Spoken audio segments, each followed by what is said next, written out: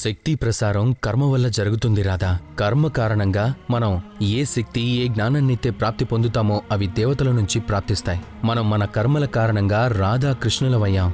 ఆ రాధాకృష్ణులను ఈ ప్రపంచం ప్రేమనే పేరుతో పిలుస్తుంది. మన మనస్సు, బుద్ధి, ప్రేమ అన్నీ కర్మల వల్ల ప్రభావం అవుతాయి. నీ భయం నీ ఏకాగ్రతను హరించేస్తుంది రాధా. ఈ కారణంతోనే నువ్వు ప్రేమించలేకపోతున్నావు. ఈ భయం, ఒకవేళ నువ్వు ప్రేమించాలి అనుకుంటే అభయంగా ఉండాలి. ఈ భయాన్ని స్వయంగా విముక్తిపరచు. ఇక జీవితంలో ప్రేమ మాత్రమే వ్యక్తీకరించు. నీకు తెలుసా ఈ భయం ఎక్కడుంటుందో? అక్కడ చూడు, భవిష్యత్తులో. ఇదే భవిష్యత్తు. ఇందులోనే ఉంటుంది భయం.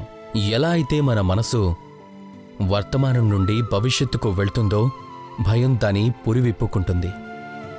ఇప్పుడు ఈ భవిష్యత్ ఏదైతే ఉందో అది ఎప్పటివరకు రాలేదు. అలాంటప్పుడు దాని గురించి భయపడ్డం దేనికి? దీనిని ఇప్పుడే త్యాగం చేయి.